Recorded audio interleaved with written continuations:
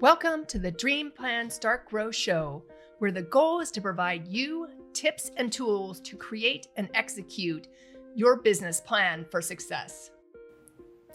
Welcome back to the Dream Plan Start Grow Show. My name is Allison Turner. So I started these interviews because I really love entrepreneurship and I love talking to other business owners about how they got their start, because I truly believe that we can learn from anyone that started in business, because we each have had different experiences, but there's a lot of overlap between experiences. So whether you're brand new to business, want to start a business, or maybe have been in business, check out the rest of my interviews at Dream Plan Start Grow.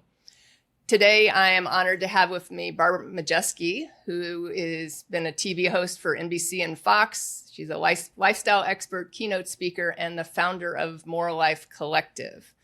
So welcome, Barbara. Thank you so much for joining me today. Yeah, I'm looking forward to this. Thanks for having me.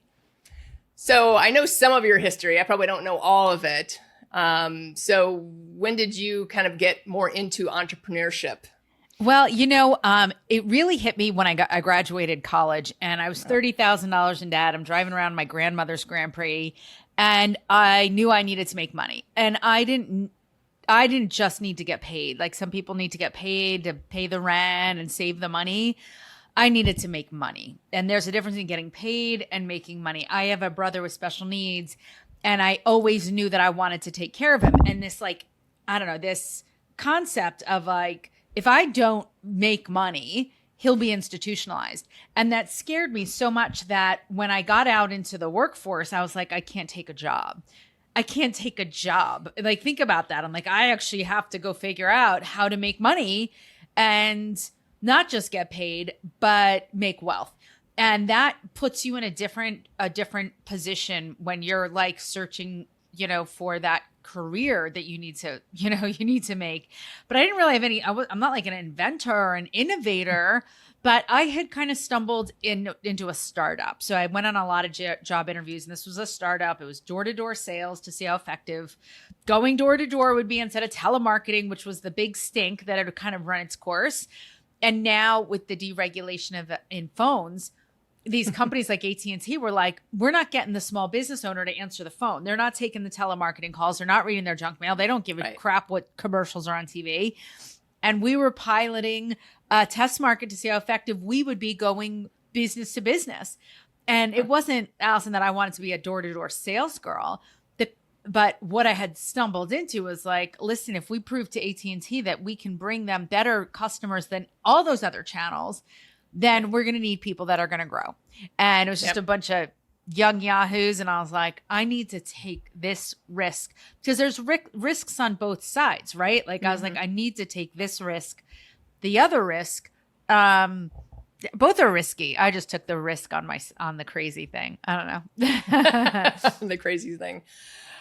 So, because I think it's interesting. I've done a couple of interviews with people that have come right out of college and started working for themselves. I mean, someone else that had worked in sales. So he's always that independent contractor, and basically you eat what you kill mentality. Yeah, love it. And like, that's not the mentality I grew up with. And so, can we talk about that? That's like, to me, that's a whole different mentality. Oh yeah. Let's talk about that, because I think that is just, there's been this like shift. So when you and I were growing up, we were told to get a job, get paid, get benefits, two weeks vacation a year, work so that you get that retirement party and you get the gold watch. It was like, stay at the company, right? Like, and it was like, get a good job. Now I still hear people parroting that, like, go to college, get a good job. But there has been a shift, because I think the, what do you call it? The, internet boom, like Silicon Valley shifted that mindset for a lot of people, because all of a sudden these 20-something-year-olds were becoming gazillionaires because they had invented some software or some which shifted the way I think parents would mentor, but I don't think not everyone's like, go be an entrepreneur or design a software company. But it is interesting. Like, everyone told me to get a real job. They're like, what are you doing? I was like, yeah, just look away. I think that's true. And even the schools, like, they were preparing, and I think the schools still probably do it, but I went to a private high school, and everything was, hey, we have a whatever percentage, graduation rate, and then go to college rate, and all these different rates. And, this many of our graduates graduate from college, and blah, blah, blah. And I'm sure they're still quoting those numbers today in their booklets. For sure. But I think it is a different market, because it took me a while. Like, I have a stepdaughter who's 18. Well, no, she's 19 now. She just turned 19 in September. And she's completely the opposite. So it's interesting, because I had to really look at who she is and really think about, what she's doing and what she wants to do, because she's very entrepreneurial. She doesn't want to work for someone else. She wants to work for herself. She's been kind of trying different things on her own. Nothing's there yet, but she's only 19 and didn't want to go to college. She's like, I'm going to go to college and do what? Rack up a bunch of debt, and obviously now college is much more expensive, and rack up a bunch of debt and then do what? Like, what am I doing with that? I love her. So I'm tracking with you on that. I'm tracking with your stepdaughter as well, because I think that the narrative has been so ingrained, go to college, get a good job. We don't even know what we're saying anymore. The truth is, these professors and these institutions are not able to keep up with the changes in technology, the changes in industry, the way marketing and sales and development, it's evolving so damn fast. And I'm not saying that college doesn't have its role. Place. But we need to, it's got its place, but we can widen the net, folks. We don't all have to go to a 4-year university to get the education that we need to thrive in a career. I mean, it's almost just saying, like, I started something and I finished it. And that's what a college, because when you get out in the workforce, everything is all, you learn everything on the job. And there are some things that you do learn in a classroom. I'm not going to poo-poo that, but I'm also going to support those that are kind of thinking outside the box. And like, I want to mentor. I want to try new things. I want to go be a ski instructor in Vail. Like, parents, some parents, I hear these parents all the time, Tracy. If my kid doesn't get a job in a week, get a job. They need to get a job. And I'm always like, oh my God, I think they need to find themselves. Like, I think they need to explore. They need to get curious. Why are you making them like they're running out? They're like, I just got the first job that somebody would offer. Like, you want your kid to do that, really? Okay, great. That's great. That's lovely. You just want your kids to get paid. When I moved down here 23 years ago, I worked for a country club, and it was a pretty high-end country club, and it was not a retirement country club. So most of the people, the average age, I think, was like 55 or something. So there were plenty of kids in the community. They were mostly year-round residents, all those types of things. And I just remember them talking about building their kids' resumes. And they started at 6th grade. They were building this resume to get into college and to get into a, really good college. Even to get to University of Florida nowadays is like super competitive, because it's a top 15 school or whatever. And, because they had Florida prepaid education, but just to get to that, wasn't like a guarantee any longer. Mm-hmm. And, God forbid you go to Florida State, or some other school in Florida, but they were training them basically to go towards that Ivy League mark, and it was so many community service hours and, all these different things. And I still see that. Yeah. So course. I think so I think it's interesting to see the shift the other way, and because I always wonder, and I don't know if there is a right way, because it's probably each person's different, because I went back and got my MBA in 2008, and because I was in that job for my microphone over in that job for 13 years, and I was actually teaching tennis and running like a junior program for this country club.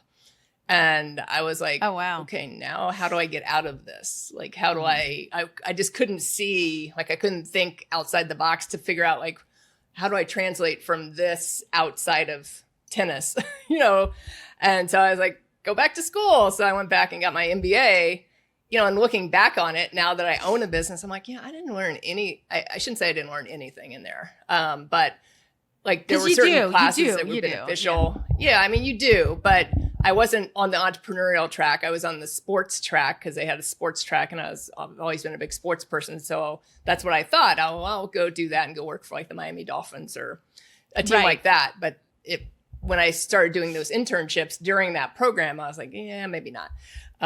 It was too corporate. But you at least explored. I think the key is to widen the net and look at kids, even people looking for a career change. What is in their best interest? What's the best track for them? And college isn't for everyone, but we've had this metrics. What's the quote by Einstein? Ask a fish to climb a tree, or something like that. Right. And of course they're going to feel like they're, useless. Give a bear a fishing pole. Like these kind of things just need to be, just need to be messaged a little bit more, and that we're all gifted. We're all unique. We all have great power and potential within us. But I do believe our academic institutions are very narrow in this. You have to be able to take in information, regurgitate it.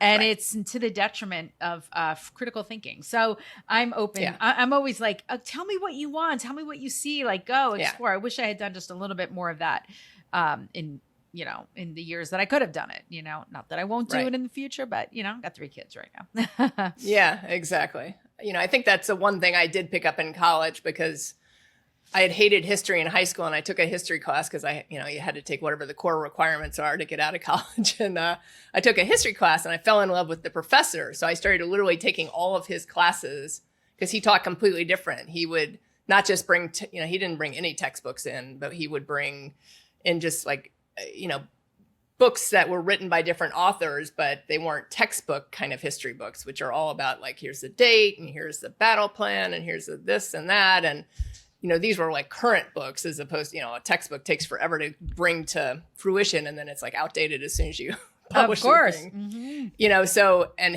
half his grade was class participation. So he's like, I don't care which side, I took a class on Vietnam War. He's like, I don't care which side of the war you're on, whether you agree with, we should have been over there or not agree. He was clearly pretty far left. But we had ROTC people in there that were like on the other side of that argument. And he's like, just back up your argument with what you're reading. That's all I want you to do. And so that's how he graded. And they did pop quizzes, because the university requires me to have something something to test on. So of course, so he's like, that's what, to make sure you've read the book. And we would read these 300-page books in 1 week, because it was literally assigned for the week. And as long as you did that and you participated, he knew everyone's name in the class. His MET classes would always max out at 50 or 75 people. And he would learn the names within like a week. And wow. So that's probably awesome. Even though I don't do anything with history per se, but that you mentioned critical thinking, of how you use that process information, and then what do you do with it for yourself? What does that mean? Yeah. Instead Ask of just more regurgitating. questions, get curious, get interested. Yep. Yeah. Yeah. So I think it's good from that side. And I think college is good from, the side of having kids, because they're still kids. I mean, to me, once you're 18, it's not like you're an adult and you got to be able to do all this stuff. And they're still kids. They're still trying to figure things out. And it does give them that avenue, more the social avenue. Mm-hmm. Agreed. To figure things out. But it's an expensive social avenue, I guess. 100%. So then where did you go? So you knew right away you wanted to do something to support your brother. I needed something with earning potential. Yeah. I needed earning potential. Every time I went to an interview, I'd be like, well, how can I make more money? And what do bonuses look like? And what's the pay structure? And I cared about money. And I feel like I don't know how that comes across. Is that tacky? But it's really my honest. I'm like, I needed to make money, and I needed to make money honestly. I couldn't become a drug dealer or anything. And I needed to be confident in what I was doing. This was really smart. I fell into something, to me was very, very smart. The great part is that what I learned in retrospect is I did put myself in the company of very ambitious people. We were all broke, but we were all very hungry, and we were all very ambitious, and we were all willing to roll up our sleeves and do the work. We had an epic level of what I in retrospect of integrity. We were grinders with good ethos and good work ethic. And I don't take that for granted anymore, as my life has evolved, and now I'm in my 50s. So that was 30 years ago, well, less than 25 years ago. But We were hungry. We had a great work ethic, a great ethos, and we had stumbled upon a really great business model. And what I will share is we didn't know like the nuances. What I think a lot of people get jammed up in is like, well, then how would we scale and how would we recruit and how would we implement administration? And people can like talk themselves out of a free candy bar. And and people would do that all the time. Like they'd start with us and then they'd like tell us why this will never work and everything else, because we didn't exactly have everything filled in. But here was the vision. So we were doing a test market to see how effective going business to business was, introducing the new changes for the phone service, because you could finally compete with like Bell Atlantic, Bell South, all the bells were getting deregulated. So now AT&T and Verizon, I don't think Verizon was around then, but AT&T, it's the one I represented, could go in and now offer you the same service at a lower price because deregulation is supposed to save you money, but most people didn't understand it. So they'd see, so we're there going, hey, come into your business. And so I was there, feet on the street doing it. And I'm like, well, we could do this for energy and we could do this for technology and we can do this for like any type of company. So I could see the vision. And so many people, when I tell you the turnover was wretched, we were like, people would start and be like, this sucks. And you guys are a scam. And like, you'll never make it. And my mother told me to get a real job. And I had to kind of navigate that and stay like, I don't, this is too good. And it was hard. I wanted to quit like everybody else, but I had a brother who was counting on me not to quit. I didn't. And ultimately we proved to AT&T we were a viable resource, a real good viable resource for new customer acquisitions. They asked us to expand. Gas and electric started deregulating. Then all of a sudden we started like just being outsourced for every damn sales thing. Like I could tell you campaigns that I did. Like, I'm a television personality now. So like people might be like, I do not know that. Whoa, excuse me. She's doing the Halloween segment next week. Like what the what? This is how I got my voice. But one of the campaigns I did, and this, Allison, I think is important. I was willing to try anything and figure out like along the way, not make assumptions. And we did this one campaign for trash. So this trash company hired us. And they're like, would you go door to door, literally knock on people's doors and change over their trash, who picks up their trash? I literally went door to door. I'm like, I'm here to talk trash. It was like the best. So, I mean, I was willing to try anything and everything. We did have a lot of fits and starts. It's a good example of like, okay, so we contracted with this trash company and we went out and we hired like 20 salespeople, of course, including myself, because I'm going to roll up my sleeves and know what people are doing. And we sold and signed up so many new customers. The contract was done in 2 weeks. We were like, they're like, we don't have enough trucks. Like you just literally blew that. Like that was it. Junk me. They don't need to do anything ever again because now they have, I don't know, 400 new customers or whatever it was. Like that's a made up number, but I'm just saying like, we could change the trajectory of a business with just this small team of, salespeople. The concept was, well, if we prove to this client, so we just kept growing and growing. Now we're like, you don't even know, like you go into like different like Best Buys and the people that are selling you sometimes the cell phones, they don't work for Best Buy. They may or may not work for that company because they outsource salespeople now. So anyway, that's the story. And that's what puts fuel in the jet these days. That's all I'm saying. Well, one of the things you said a minute or two ago was, you didn't get hung up in, I guess, in nuances and kind of how you were going to do something. It was more like, oh, I'll try it and see and kind of figure it out along the way. And I think that's critical in business. And that's probably one of the things, 10 years ago when I started this business, I didn't do.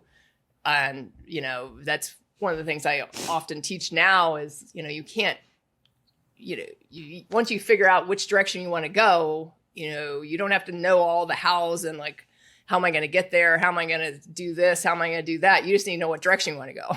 Like once you figure out the direction, because that's half the battle, and the vision, like you said earlier, then, the hows are going to come as you encounter different aspects of whatever you're doing. And of course you don't know how to do that. Like, of course you don't know how to launch an online Amazon store. Or of course you don't know how to host a podcast. Like, what did you think? Right. Like that was that knowing how was going to be under the Christmas tree this year, and you didn't even know what you needed to know, right? Yeah, you didn't even know what you needed to know until you get to that point of like, I need to understand this. So you don't know what you need to learn until you're kind of right up against it. And the best quote is, "Take the leap and grow your wings along the way."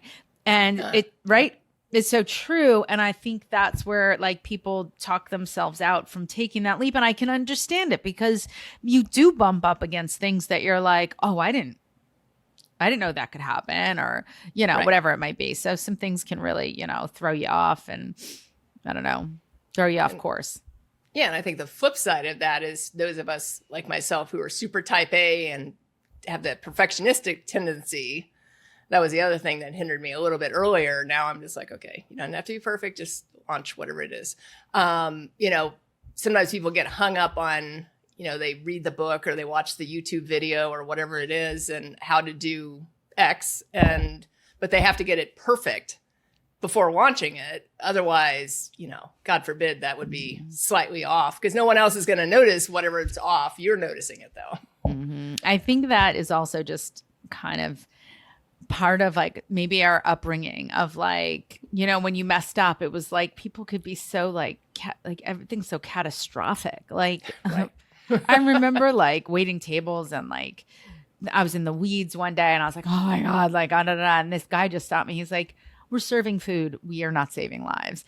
And sometimes we just have to like stop and be like, oh yeah, this really isn't this isn't a crisis. Right. But I think we all have to watch ourselves in how we criticize ourselves and how we criticize others, because they can really impact the subconscious mind and paralyze us from trying things because mistakes are so catastrophic. But mistakes are a lesson. They're opportunities to learn. They're part of it.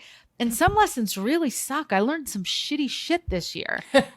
I really did. And I'm like sharing it all the time because I'm like, well, I did this and this cost me that. And that was really dumb. That I don't beat myself up. I just move on. I'm like, hey, don't do what I did.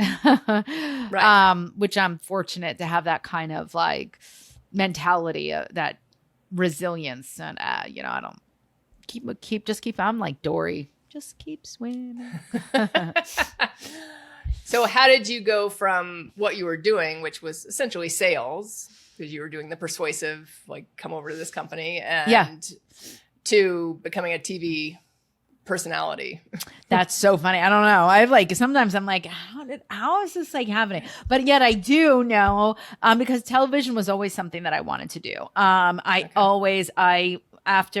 So ultimately in the sales business, helped scale sales teams across the United States. It's now one of the largest outsourced direct sales companies in North America. I no longer do anything. I launched some philanthropy after I had become a stay-at-home mom and I just can't, I can't stop. Like I look back, I'm like, can you just like slow down? But I can't control myself. Anyway, so in 2015, I was diagnosed with stage 3 colon cancer. I was 42. My kids were 12, 10, and 4. And I thought, you know, I'm a pretty tough girl. Like, I'm like, all right, I got this. Stage 3 is not so pretty. Wasn't really happy about that. But I was like, I can't control the diagnosis, but I can control how I handle it. And I'm just going to get through this. And I had 12 rounds of chemo on like the 8th or 9th round. I was like, oh, turns out I don't have this. Turns out this is hard. And at that moment I thought, I don't think I'm going to make it. And it's such a humbling experience because I was bumping up against another infusion the next day. You know, so with chemo, you have your infusion, you're miserable, and every cancer is different. But I'm telling you, colon cancer chemo sucks. And it's the only chemo I know. And so you kind of rebound, then you get your next infusion. Like a couple days before your next infusion, you're like, all right, I feel myself, like you're vibing again. And then eventually you get to this space in chemo where you get your infusion and then next thing you know, you have another infusion and you haven't recalibrated. Like you're not vibing anymore. Your brain isn't working. And I was not vibing. I was like, you can't give me another infusion and expect me to see the light of day. And I thought, what if I don't make it? What if I don't? I never had that thought until that moment. I was like, oh my God, every chapter that I ever wrote, that's it. That's all the chapters I get to, that's it. It's over. And it's sad. You're like, wait a second. There's so many things that I've left on the table. And I swore if I survived, I would never play small again. I was like, all right, if I survive this, if I get the hell out of this cancer thing, I will never play small again. Like I was like, I'm going balls out, like, holy shit. Because I was so sad that I was proud of some of the things I had done, but I was also very sad about all the things I didn't even get to like taste and touch and feel and experience and see. And I realized I was the biggest problem. Like I was the problem. Yes, I had accomplished a lot. I did some very, very cool things, but I'd also not done a lot that I had just kind of shied away from in my head before really I took a bite of the apple. You know, I was like, all right, I would rather feast from the smorgasbord and decide what I like and what I don't like, as opposed to looking at that and being like, I don't think I'm going to like it. So I decided when I got to the other side of cancer, I was like, let's go on TV. Let's go. I mean, that's how I think, Allison. Okay, let's launch a business. Let's do this. Let's go on TV. Yep. And I have this kind of like, I don't know, I'd read The Secret. I believe in law of attraction. I believe in writing things down. I believe in taking action. I believe in just take the first next right step. Like, what's the worst that happens? Like, you hire a media trainer and you do some media stuff and you're like, you know what? I really don't like it. So anyway, I just decided to go on TV. And now I do TV. And there's a little bit of in between there, but I have the right mental game. I think that's what I try to teach more people is with the right mental attitude, you can embark on so many adventures. And with the wrong mental attitude, you're it's going to be a really tough voyage in whatever experience, you know? Right. Yeah. And I think that that word decide, and it's too funny because I launched a course for a couple, these new business owners. And that was one of my slides was decide. And I actually looked it up to see where it came from and all the origin. And I think it comes from Latin. And I can't even think what it was. But it was interesting because it was basically to focus all your energy on everything, the one thing and have everything else drop off. And that's literally what the meaning in Latin meant. And I was I love that. Yeah, I know, which is not how we technically use it all the time. But, I think that decide is powerful. You're not going to know how because then, like, okay, I just hit the bump in the road, but you know what? I already decided this. So I'm just going to go over the bump or I'm going to go around the bump or whatever it is and figure out what that next step is. Because we're always going to have, as business owners, you're always going to have challenges. The pandemic hit and, if people weren't prepared for that, I mean, some of the people like restaurants got shut down for long periods of time in some parts of the country. 100%. And I love that word decide now. Now it's going to be like my new jam. But I think it's so important that it's a powerful word. And I remember reading a book. I think it was Rick Pitino. Could be wrong, but it was in my early 20s. I would read a lot of self-help books. And I realized this stuff I wasn't taught in school. I wasn't taught at home. I was never taught. And now I realize like if you wanted to make money, you wanted to be successful, you had to really focus on personal self-development. That started with the checkup from the neck up. And Rick Pitino, I like sports. I grew up with three huge brothers. Sports person. I know he's a coach. You are too. And so Rick Pitino was a basketball player and coach. I'm sorry. Probably a player also, but he's an author to me. And he wrote, it's your decisions, not your conditions that shape your destiny. Yeah. And that was like transformative for me. Like at the time being like, my decisions shape my destiny. And I guess that concept had not really been taught to me. I was very much a victim. Like I felt like in my early 20s, like I just got hit with the unlucky stick and I was very like everyone else had more and I was always like everybody's just got it easy and I've got to work twice as hard as everybody else. Such a waste of such a low vibe. That's like the one thing I go back and be like, no, Barbara, you're not doing that again. Nope. But that concept, your decisions, not your conditions, shape your destiny. And it was the decisions that I was going to wake up every morning and work hard and work a full day and maintain a positive attitude. And like those kind of things that, I don't know, there's something about that. Your decisions shape your destiny, not your conditions. I'm like, Yep. I like that, Rick. I think it was Rick. I'm giving you the credit. Hopefully it's Rick. It's a long time I remember ago. seeing him coach. I've not read that book, but I'll have to check it out. It's actually the name of the book is Success is a Choice, if I'm remembering correctly. Okay. But I remember I watched him 25 coach. years, I grew up in Indiana, so Indiana's a big basketball state. So I used to watch basketball with my father all the time because I was the only child. So I no male sports figure. So I was watching basketball and football and another thing we have in common. I was an only child for 4 minutes. It was amazing. 4 minutes. Amazing. I loved it. Glorious. Yeah. All the attention was on me, and then my twin brother ruined my moment. But it was 4 minutes though.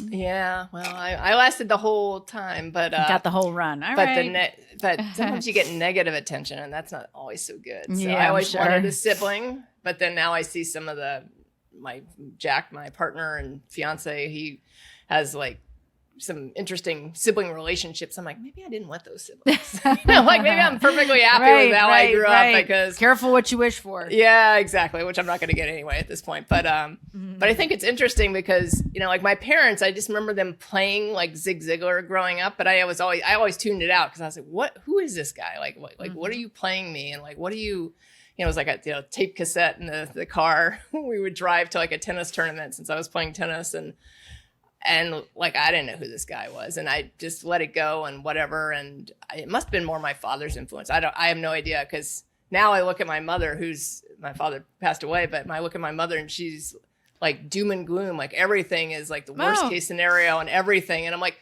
what the heck happened to you? Cause I'm like thinking, what happened to the Zig? Yeah, I know. Now I'm the one listening to that or something like that or reading something like that. And she's like, if anything goes wrong, it's always the worst case scenario. Like, well, what if this happens? And I'm like, why do you always go to the worst case scenario? Like, what if this happens over here? And it's a positive thing. I'm like, what? It's crazy. Yeah. But I think it's even though I was exposed to it, I didn't use it back then. And I didn't even know who this guy was, just some old guy that my parents were making me listen to. Right. And he's probably like in his 50s and we're like talking about him like an old guy. Yeah, exactly. That was old back in, our day. It was, they looked older. They looked older. Like the older girls. Yeah, exactly. So how do you see, what challenges did you overcome during all this time? So you went from like the sales side and then you made that decision after the cancer scare to get into TV.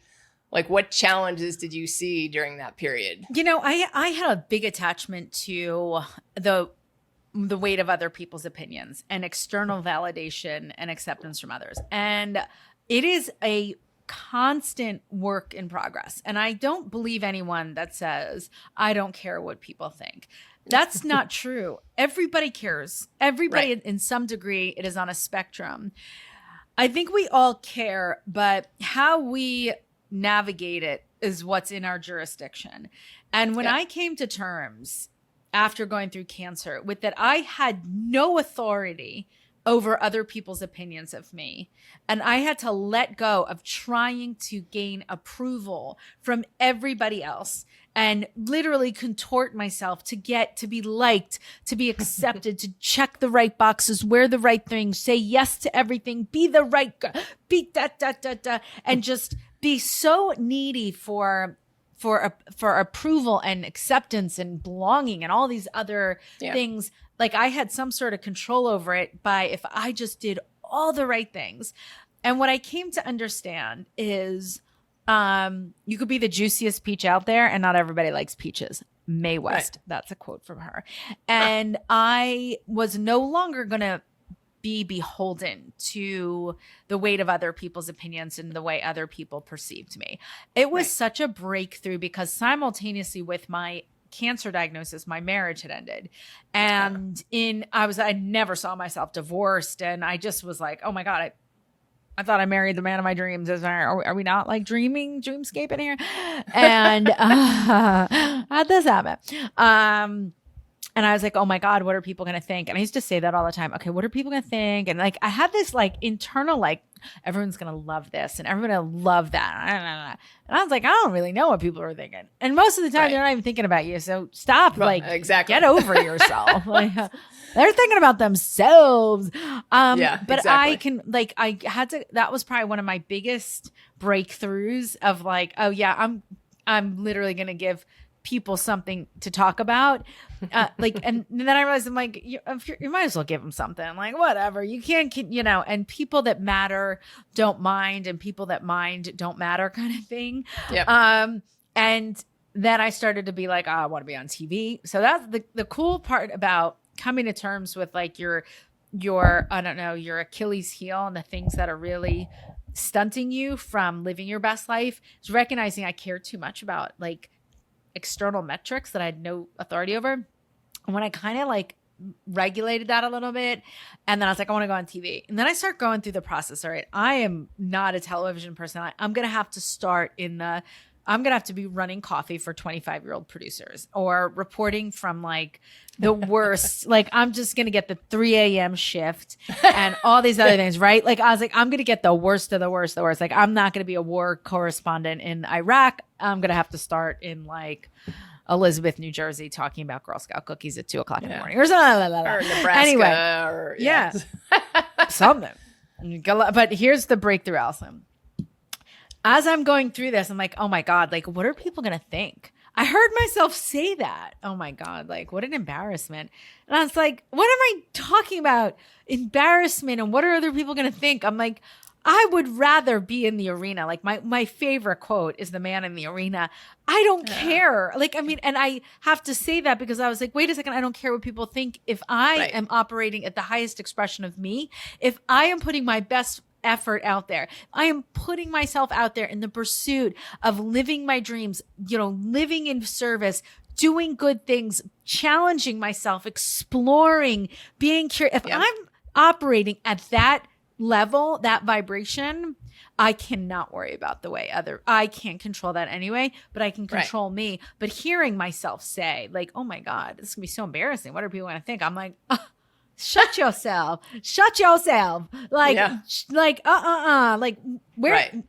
Doesn't matter what people think. I mean, I'm like, are they putting food on? Is your opinion putting food on my table? I don't think so. Right. And I just thought like, give them, they're going to judge me. I might as well just give them something to judge me about. Like anyway, my first booking was the Today Show. So I didn't end up, I went straight to the front of the line. Oh, there you go. Straight to the front of the line. Straight to the front of the line. Yes. There you go. See, after all that. After all of that. But sometimes we have to learn through those processes and then make that again decision, and it works out. I think it was a lot of things happened to me, but they really happened for me. I wouldn't have had that kind of, what is that word? Like that reckoning with myself. I was like, that is the dumbest shit. That dumb cassette, you've been playing ABBA in your brain too long. Like, you got to take the cassette out. ABBA is out. That was 1970s. You got to pop in a new cassette. And that new cassette, I think I put in new affirmations and new, the weight of other people's opinions isn't going to serve me. And I'd rather fail trying than fail to try. And I got another shot at life. And I have done some really cool things since I've finished my cancer treatment. I've also embarrassed the shit out of myself. And so honestly, some of this shit I've done, that's all people want to talk about anyway. Like the dumb shit. Like, oh, Barb, I heard that woman stole $50,000 from you. I'm like, I know she did. And like stuff like that. But so all the shit, even the bad stuff, people like to talk. And I like to talk. And I like to talk to teach. I don't like talk to don't feel sorry for me. I like to talk because I want to share some of my, my experiences. And did I go on TV and mess up? Like every time I go on the Today Show, Jenna asks me a question I don't have the answer to. Every time. She doesn't do it on purpose, but every Every damn Every time. time. I'm going to tell you right now. One time she asked me what was the cheese that was in this like cheese melt that really wasn't part of my segment. There just was like a cheese bowl. And I was like, oh. I was like, queso? I don't know. She likes queso. I don't even think I answered it. I just like, it's so good. Then she did this thing. So I had this shark. These are like she doesn't know this. This is like between me and your audience. So I did this, maybe it was a Memorial Day segment or Labor Day. And there's this little shark and it's attached to the side of the cup because it's like a shark attack drink. And in it is grenadine. Well, she grabs the cup and I'm supposed to pour the grenadine and the grenadine just goes flying all over the table. And I'm like, I just carefully pick it up and there's like a smidgy of like, that was like my that was like one of my better pieces of this. That happened. First episode, she asks me, how does this game work? So I done this like, it wasn't like a Jenga game. It was a ball game with sticks. I don't remember the name of it. And she's like, so how do you win and how do you lose? And I had been so wrapped up in DIYing this game. And it was my first episode. I was going through my talking points and I was so wrapped up and I had spray painted and gotten all the spools and all these other things. She's like, who's the winner or the loser? It was a great question. That's a great question, Jenna, but I don't fucking know. So like I laugh because, hold on. Let me just, I just need 5 more. Anyway, I tell that was my biggest nightmare. What if I go on TV and I mess up? I go on, there isn't an episode. There's nothing. There's no, like, I walk away from a segment. I'm like, I killed it.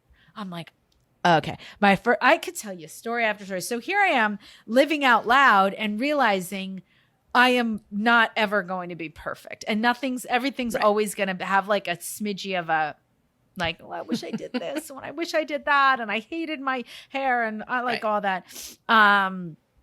So I don't know, live out loud, go embarrass yourself today. Go try something new. Definitely. You will definitely be talked about for sure.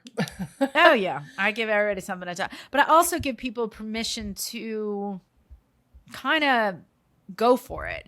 That's the beauty and the reason why I've written a book is people love what, like, I mean, I don't know if they love what I bring on TV, but people like it. But what people really love, Allison, is they're seeing this 40-something-year-old woman just completely reinvent herself and not only survive cancer, but survive divorce, try a new career. And that's where a lot of people have more questions. That's where they're like, tell me how you made that shark attack drink. I've yet to be asked, but tell me how you got on television. How did you deal with divorce? How are you raising 3 kids? What was it like dating again? Like, that's what people want to know about me. They don't want to know about my shark attack drink.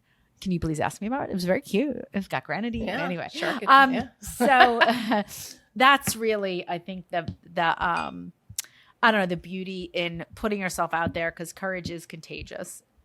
Yeah. Yeah. No, and it's that relatability because I think everyone, has someone you relate to and then people that you're attracted to because of their relatability. And each person's got that, mentor, whoever it is for them, whether it's just a mentor and they don't really know the person, but they just follow them or coach or whatever they are to them. It's that relatability, which you can attract those people that relate to your story. And I think all of us, and I don't know if that is for you, but I feel like when you see someone else, you're like, I can do that too. There's so much that people see what I do and they're like, if she can do it, I can do it. If she can do it, I can do it. Because there's really nothing like, oh my God, I'm not like Giselle Bundchen. Like, I'm like, I cannot model. Like, I'm an average at best. I'm an average height. I'm average I graduated in a class of 360 and my class rank was 180. I mean, I'm not like some megastar. Right smack in the middle. So it's not that I'm gifted in any sort of vertical out there.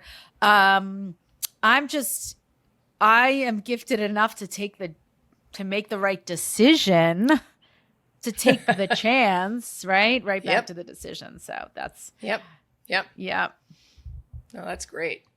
And then you founded the More Life Collective, which I'm a part of. So what prompted you to do that? Because I know obviously it's not necessarily part of your TV personality piece, but you are impacting a lot of different people in creating that. So yes, so the More Life Collective did kind of was kind of birthed from those questions that I would get all the time of like, how did you do that? And I want to put my art in galleries, and I want to try roller skating, and I want to learn how to ski, and I want to learn a new language and travel to Rome and all these other things. And all those questions led me to answering with like, hire a coach, or which is part of it.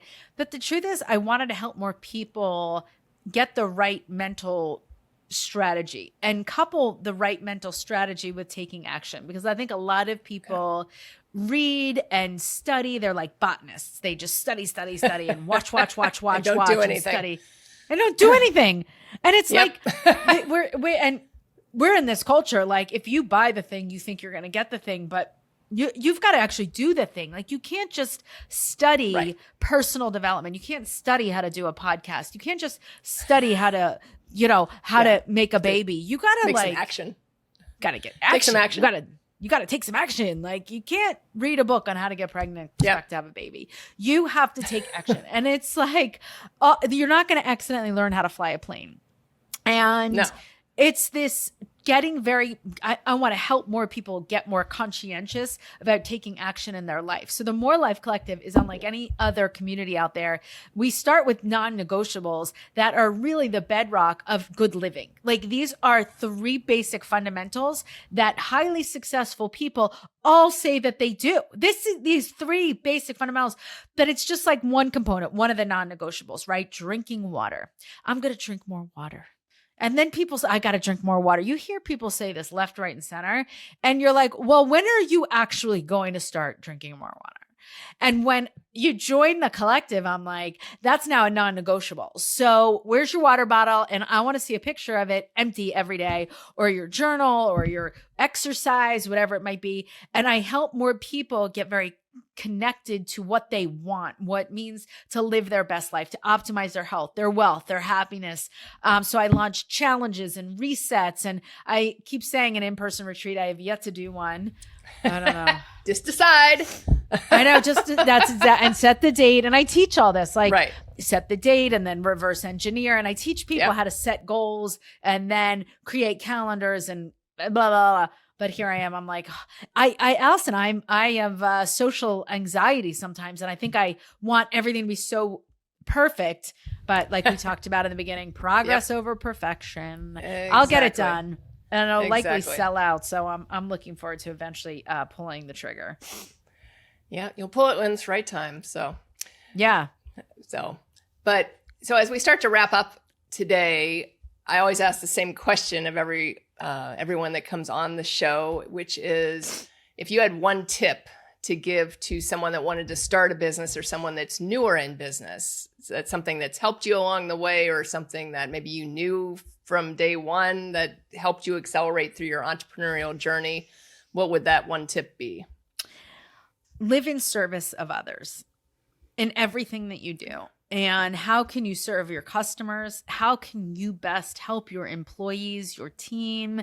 When you start with how can I serve? How can I best mentor this person that's not on my, if the byproduct will be, you will have more customers, you will have more sales, and you will make more money.